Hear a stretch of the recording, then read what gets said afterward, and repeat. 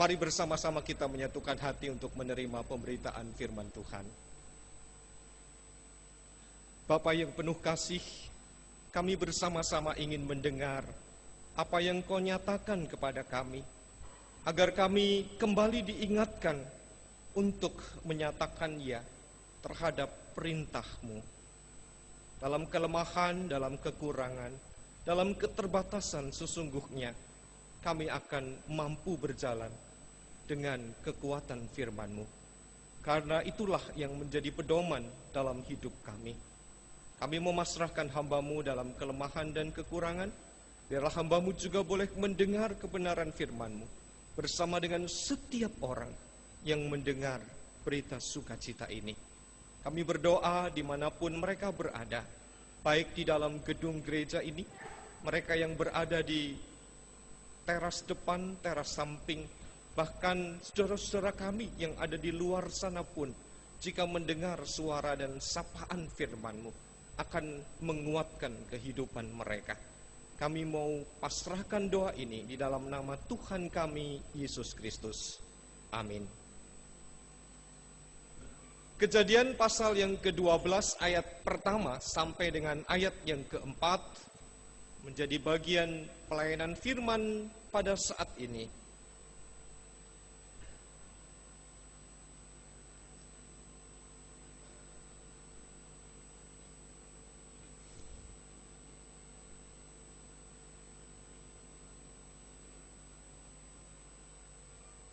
Kita memperhatikan bagian firman yang mengingatkan pada panggilan Tuhan terhadap Abram. Berfirmanlah Tuhan kepada Abram, "Pergilah dari negerimu dan dari sanak saudaramu dan dari rumah bapamu ke negeri yang akan kutunjukkan kepadamu. Aku akan membuat engkau menjadi bangsa yang besar dan memberkati engkau, serta membuat namamu masyhur, dan engkau akan menjadi berkat. Aku akan memberkati orang-orang yang memberkati engkau dan mengutuk orang-orang yang mengutuk engkau. Dan olehmu, semua kaum di muka bumi akan mendapat berkat." Ayat yang keempat kita membaca bagian ini bersama-sama. "Lalu pergilah Abram seperti yang difirmankan Tuhan kepadanya, dan Lot pun ikut bersama-sama dengan dia. Abram berumur 75 tahun ketika ia berangkat dari Haran." Demikianlah ibu bapa dan saudara-saudara pembacaan firman Tuhan untuk kita.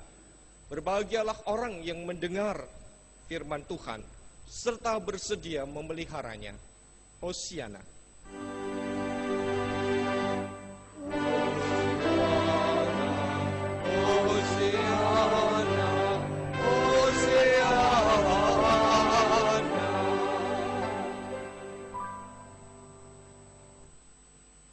Selamat.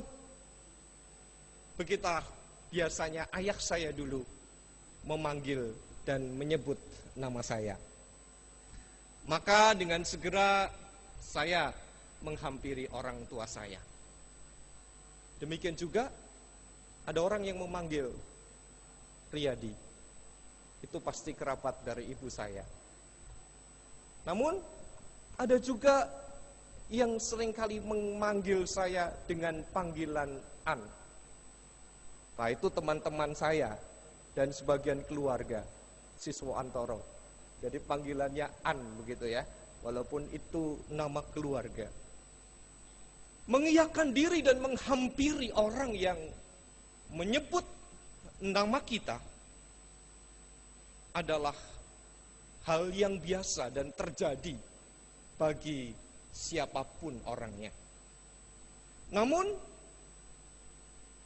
untuk mengiyakan, jika kita diberi tugas, diberi perintah oleh orang yang bersangkutan, apakah dengan segera kita melaksanakan apa yang diinginkan oleh orang yang menyebut nama kita?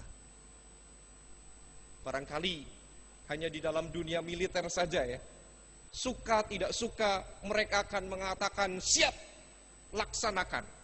Walaupun tidak tahu kemana harus pergi, arah dan tujuannya. Tapi secara umum orang akan bertanya, kemana saya harus pergi? Dengan siapa? Naik apa? Berapa lama? Berapa uang sakunya? Dan lain-lainnya. Harus jelas dan detail.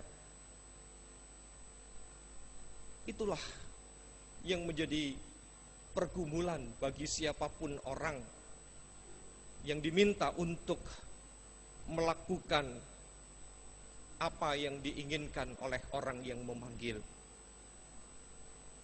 Kesediaan Abram berbeda dengan kesediaan kebanyakan orang. Kesediaan Abram memenuhi perintah Tuhan adalah keputusan yang luar biasa. Keberaniannya mengiyakan disertai dengan tindakan untuk pergi ke tempat yang tidak diketahui arah dan tujuannya. Bagi kita saat ini, barangkali kita anggap itu kebodohan dan kekonyolan. Namun itulah justru yang dilakukan oleh seorang Abram. Jangan kita asumsikan Abram mengiyakan panggilan Tuhan saat itu karena dia sudah percaya dan mengenal Tuhan. Sama sekali ibu bapak, Abram belum hidup di dalam Tuhan, belum mengenal Tuhan. Ia dan keluarga besarnya sudah terbiasa dengan penyembahan terhadap dewa dengan segala macam tradisi dan upacara yang dilakoni.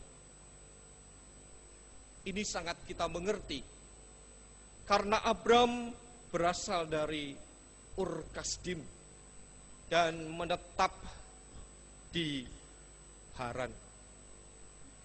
Budaya yang sangat umum bercampur antara kepercayaan lokal di wilayah tempat tinggal seseorang, menjadikan orang terikat dengan dewa-dewa setempat, kekuatan magis dan apapun yang mengikat kehidupan orang yang tinggal di tempat itu, disertai dengan pemujaan terhadap dewa-dewa yang ada dengan adat istiadat dan sistem kepercayaan itu sendiri. Dan Abram begitu kuat dengan apa yang dijalani. Jadi dikatakan kalau Abram mengiyakan panggilan Tuhan merupakan keputusan yang luar biasa dari orang yang sama sekali tidak dan belum mengenal Tuhan. Nampaknya suara Tuhan itu dianggap sebagai suara yang memiliki kekuatan tersendiri yang sangat berbeda dengan dewa-dewa lokal, dengan kepercayaan apapun yang selama hidup Abram itu dikenalnya. Dewa yang jauh lebih perkasa, kekuatan yang layak untuk dipercayai. Dan Abram jatuh cinta terhadap kekuatan itu yang diyakini menjadi penolong yang nyata di tengah-tengah hidup.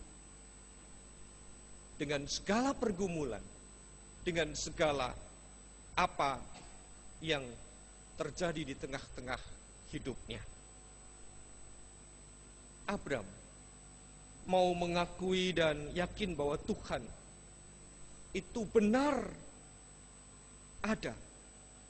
Tuhan itu nyata di tengah-tengah ia bergumul dengan kepercayaan setempat. Suara panggilan itulah yang menjadikan Abram rela untuk meninggalkan kepercayaan lamanya dan menunjukkan kepercayaan yang tertuju kepada Allah karena ia merasa sebagai orang yang disebut namanya, dipanggil namanya, untuk menjadi orang yang bergantung hanya kepada kekuatan, kuasa dari yang memanggil dirinya. Dan berarti ia bersedia untuk melepaskan kehidupan lama, tradisi, dan apapun juga. Kesediaan untuk memenuhi suara Tuhan itu bukan hanya sekedar ia mau berjalan menuju ke arah yang Tuhan inginkan, tetapi juga keyakinan akan campur tangan Tuhan, di mana ia akan mulai bergantung hanya satu-satunya kepada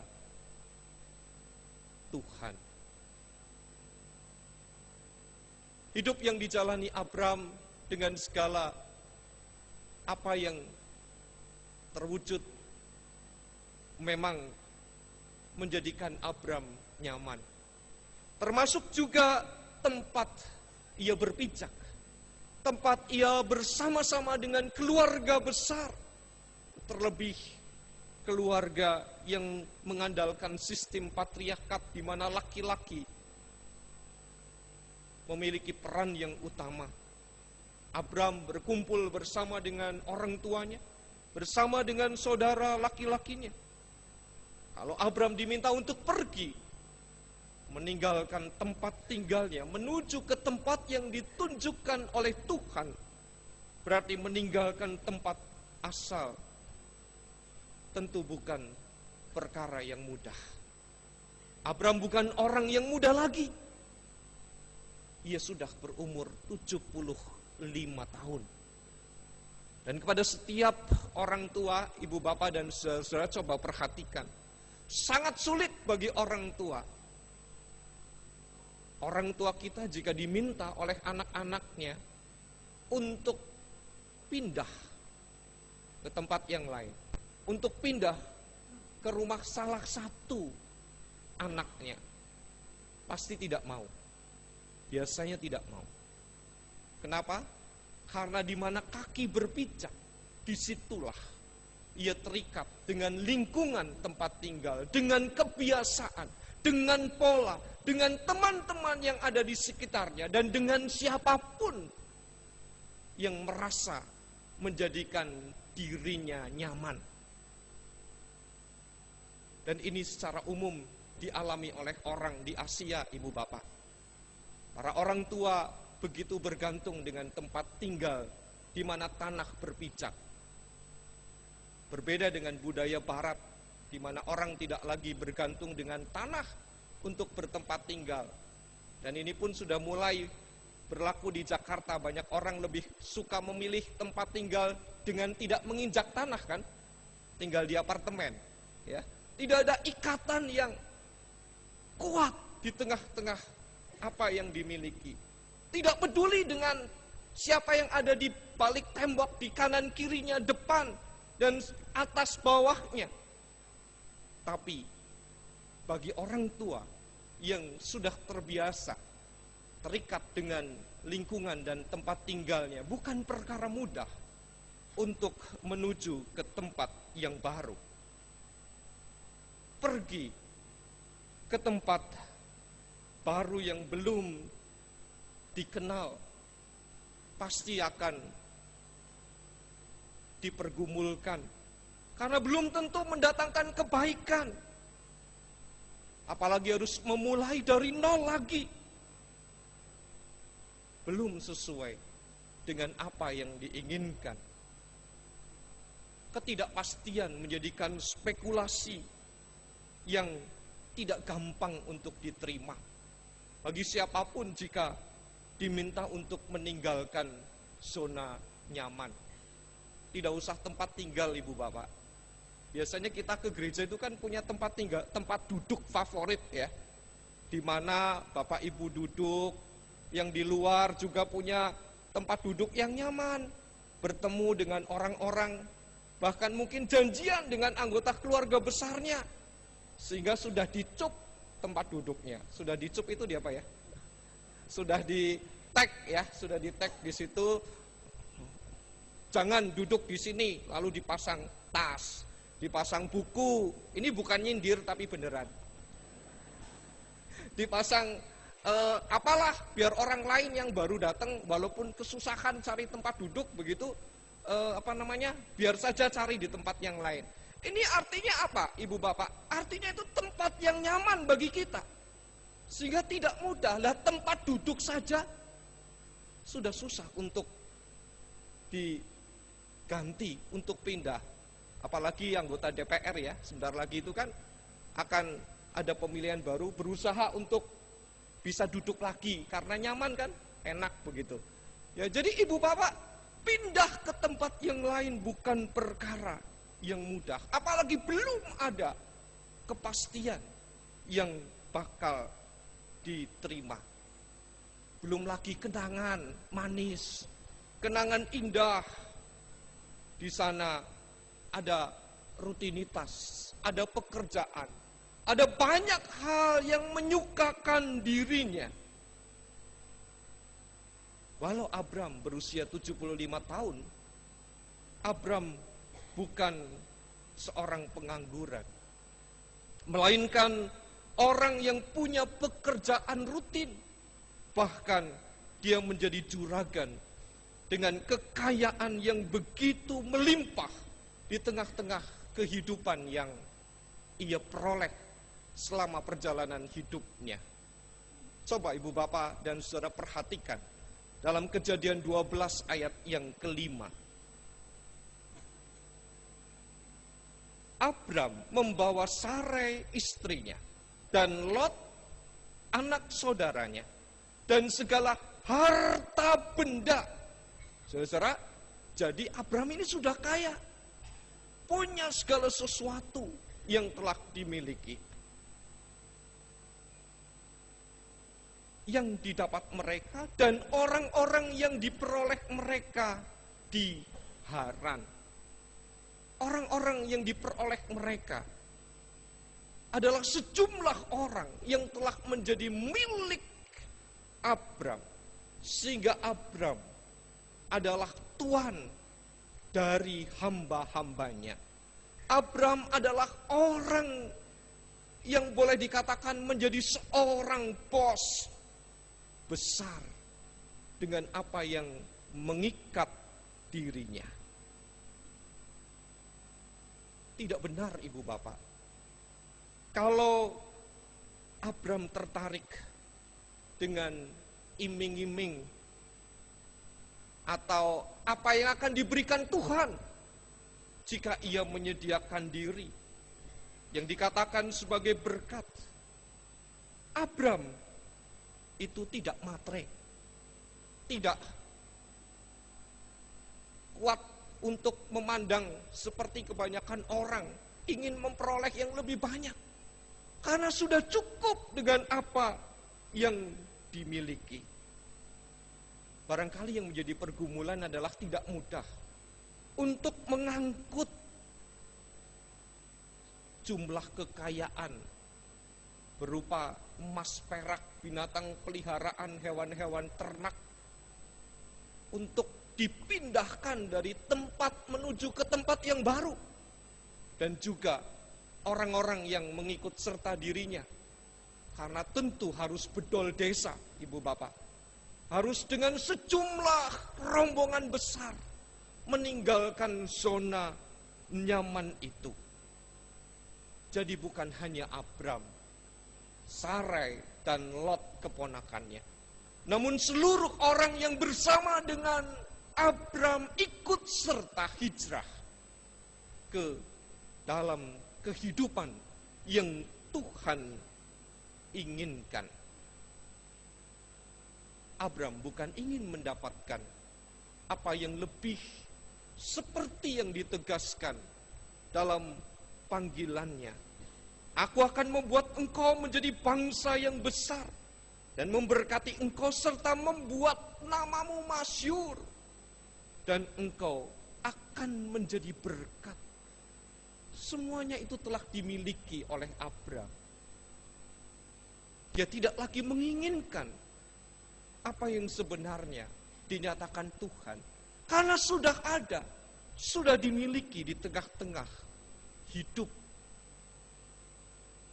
Pengenalannya kepada Tuhan sebagai Allahnya itulah yang jauh lebih penting.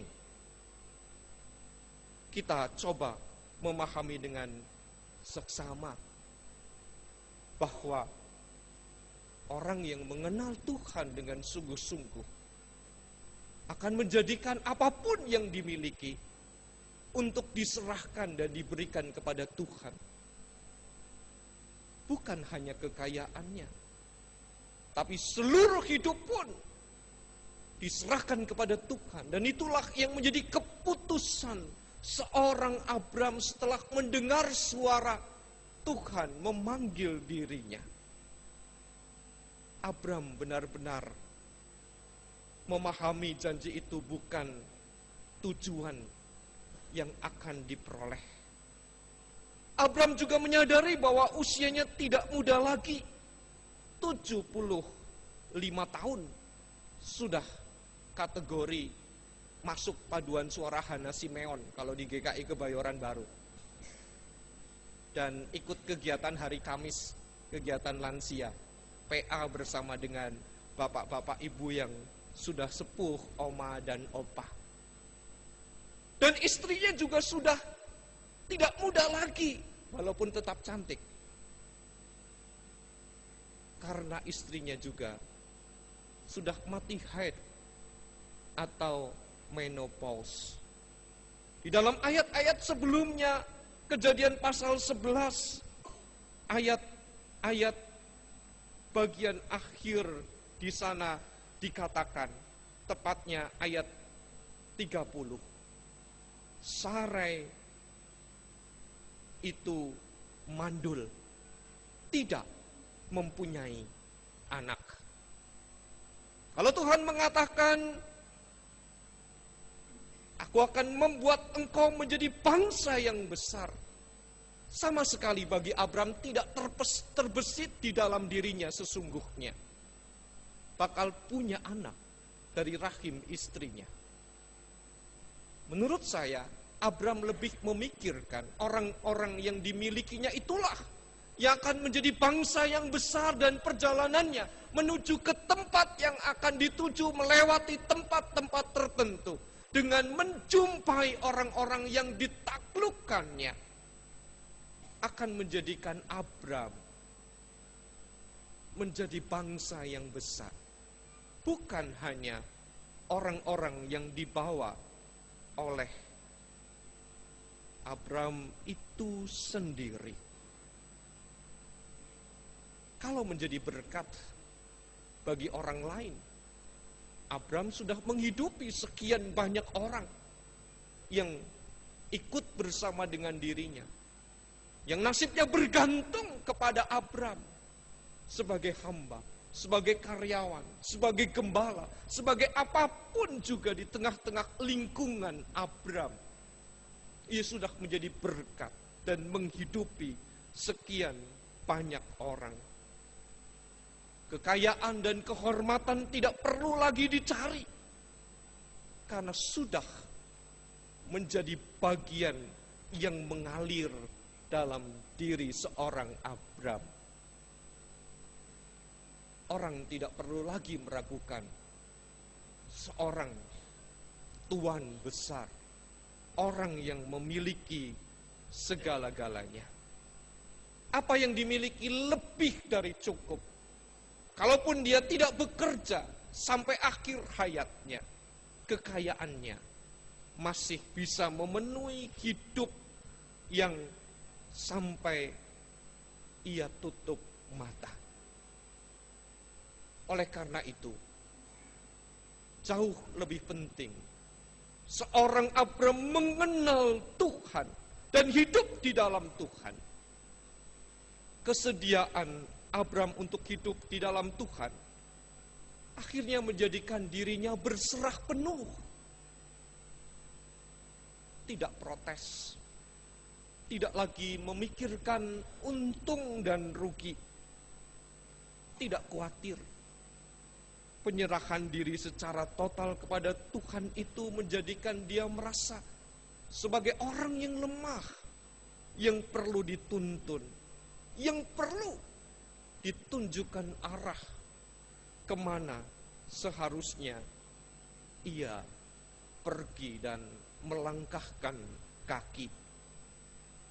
Dirinya siap dengan segala penyerahan secara total agar Tuhan sendiri yang membentuk dan memakai seorang Abram untuk menjadi alat Tuhan.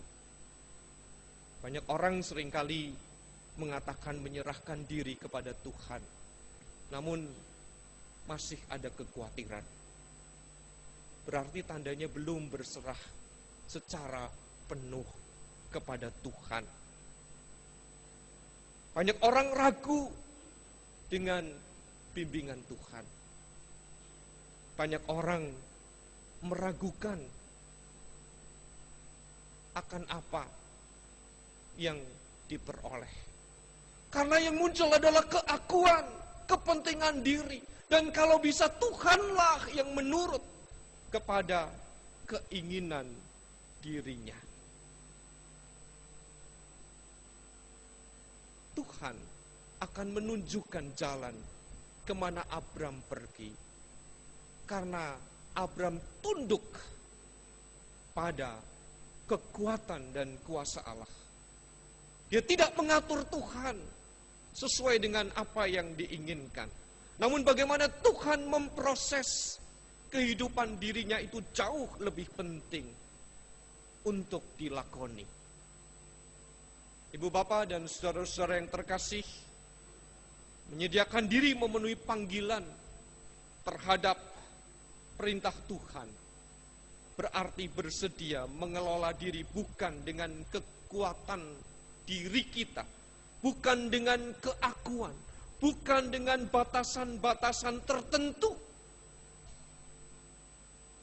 Panggilan kita untuk mengiyakan terhadap perintah Tuhan tentu tidak sama persis dengan bentuk panggilan Abram. Masing-masing di antara kita bergumul untuk hijrah. Hijrah itu berarti pindah. Bukan pindah tempat tinggal, namun pindah dari cara pandang kita. Pindah dari kekhawatiran dan kecemasan kita. Pindah dari perasaan diri kita menganggap unggul. Pindah dari penilaian-penilaian buruk. Selama kita bergaul dengan siapapun orangnya. Barangkali pada saat ini ada di antara kita yang bergumul dengan pasangan hidup kita, dengan orang-orang yang kita kasihi. Dan sudah beberapa saat kita tidak berbicara dengan orang yang sudah dipilih menjadi teman hidup kita. Butuh kesadaran dan keberanian dari diri kita. Bukan untuk menyalahkan pasangan kita, namun bagaimana memulai untuk berdamai. Diperlukan kesediaan untuk berkorban. Apa salahnya sih minta maaf kepada orang yang kita kasihi? Karena gengsi saja ya, kita seringkali menunggu agar pasangan kita yang mengatakan maaf. Atau kita bergumul dengan orang tua kita. orang tua yang bergumul dengan anak-anaknya karena menganggap diri masing-masing benar. Minggu Prapaskah yang kedua ini mengingatkan kepada kita semua, Bapak, Ibu, dan saudara-saudara, bahwa sesungguhnya Dia telah memberikan yang terbaik untuk kita. Kita percaya pada Tuhan karena Dia telah menyelamatkan kita. Bukan kita percaya kepada Tuhan supaya kita selamat. Namun Tuhan telah terlebih dahulu memberikan keselamatan untuk kita. Ya, terhadap perintah Tuhan berarti mau berjalan bersama dengan Tuhan. Bukan berjalan menurut apa yang aku inginkan atau Tuhan menurut keinginanku. Kita menghadapi banyak tantangan di tengah-tengah kenyataan. Dengan mudah kita berkata ya, namun untuk mewujudkan ya, itu bukanlah perkara yang gampang. Orang Jawa seringkali mudah mengatakan gih, tapi mboten kepanggih.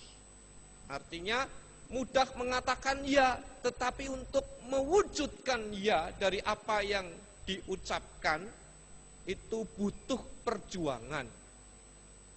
Sehingga nggihnya harus kepanggih.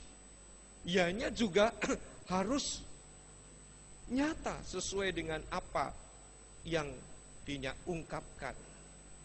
Bukankah kita seringkali berkata ya dalam menerima sebuah tanggung jawab, baik di rumah, di gereja, di tempat pekerjaan, di sekolah, bagi mereka yang masih bersekolah, di tempat-tempat dimanapun kita berada, dengan mudah kita mengatakan ya.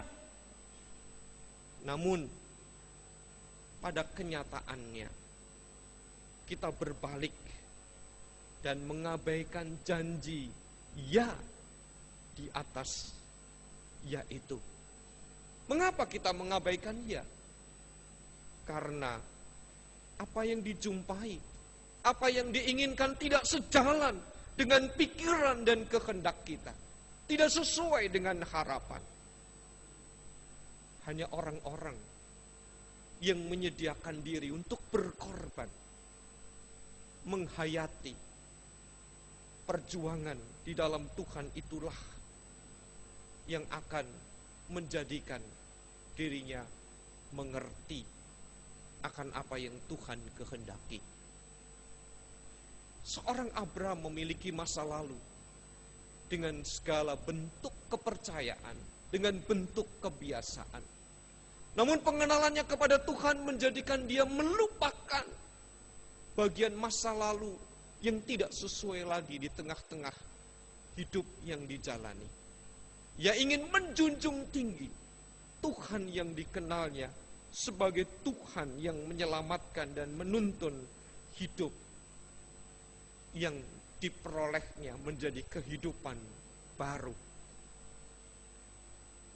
Abraham memenuhi panggilan Tuhan. Namun pergumulan demi pergumulan menjadi kenyataan. Perjalanan seorang Abraham di dalam mengikut Tuhannya.